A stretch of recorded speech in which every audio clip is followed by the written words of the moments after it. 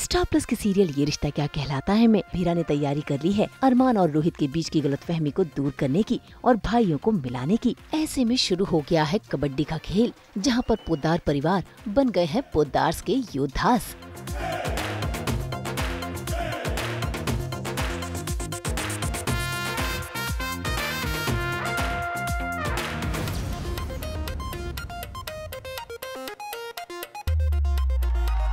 क्या अरमान, क्या रोहित, क्या रूही, क्या अभीरा और क्या सभी एकजुट हो गए हैं कबड्डी का खेल खेलने के लिए।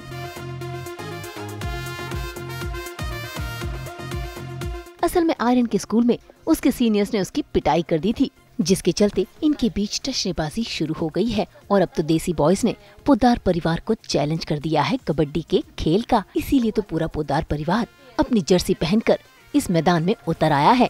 लेकिन देसी बॉयज के पक्के इरादे देखकर कियारा तो अपने कदम पीछे हटा लेती है। ऐसे में अभीरा के पास कोई और चारा नहीं बचता और वो मनीष जी को मना लेती है और अपनी टीम में शामिल कर लेती है और फिर शुरू होता है खेल।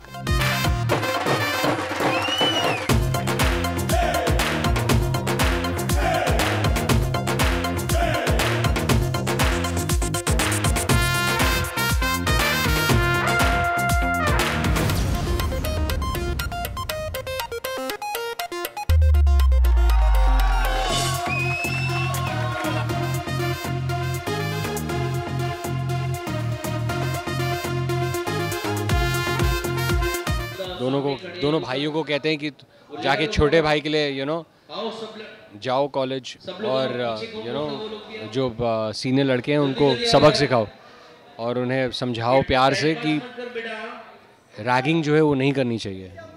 एंड जब हम ऐसे जाते हैं और फिर वो लोग हमें ही चैलेंज करते हैं कि कबड्डी मैच खेलेंगे और हम आर्यन से जो है वो माफ़ी तभी मांगेंगे जब हम कबड्डी जीतेंगे। तो वही कबड्डी मैच चलता है, आप लोग जो देख रहे थे अभी। भाई पोद्दार्स के योद्धास में 3 योद्धास की तो कमी हो गई। अब बारी है रोहित की, जो पहुंच गए हैं देसी बॉयज की जगह पर उन्हें आउट करने के लिए।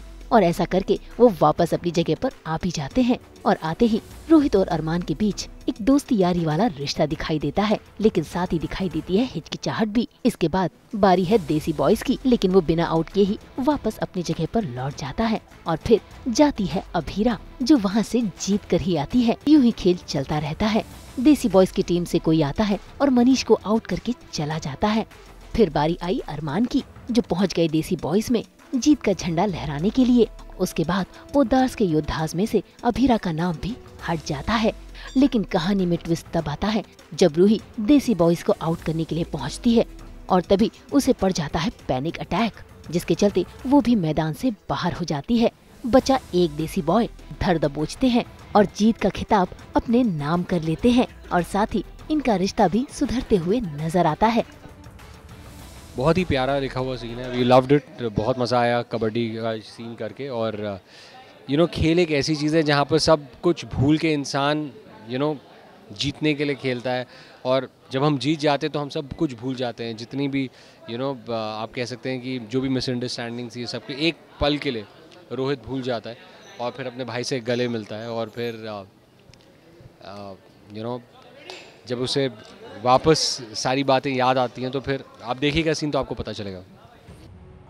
भाई पोद्दार्स के योद्धास ने जीत तो हासिल कर ली और जीत हासिल करने के बाद अभीरा मानी नहीं, क्योंकि उसने देसी बॉयज को वहीं रोक लिया और देखे कैसे सभी को डांटने फटकारने लगी। इतना ही नहीं, उसने तो देसी बॉयज को ये भी कह दिया कि उन्हें आर्यन के पैरों में गिरकर माफी भी मांगनी पड़ेगी।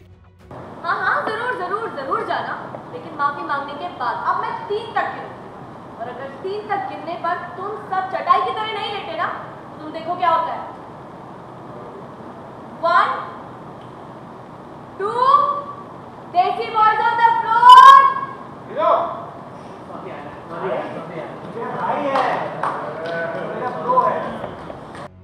भाई जो दादी सा और पोद्दार्स के योद्धास की जीत नहीं कर पाई, वो अभीरा की बातों ने कर दिया। ये देखकर पूरा परिवार तो खुश है, लेकिन दादी उन्हें तो अब भी अभीरा बिल्कुल भी पसंद नहीं। देखना होगा कि आगे अभीरा को और भी क्या जतन करने होंगे इस परिवार का हिस्सा बनने के लिए। मुंबई से कुणाल उपाध्याय के साथ ब्यूरो रिपोर्ट।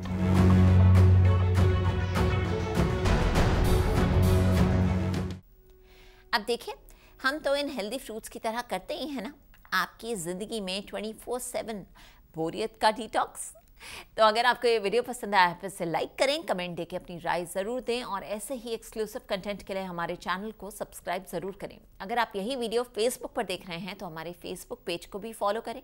और अब तो हम आ गए हैं आपके व्हाट्सएप पर भी, तो जल्दी से अपने व्हाट्सएप पर जाइए और हमारे चैनल को फॉलो कीजिए। नाम तो आप सब जानते ही हैं, सास बहू और बेटियाँ।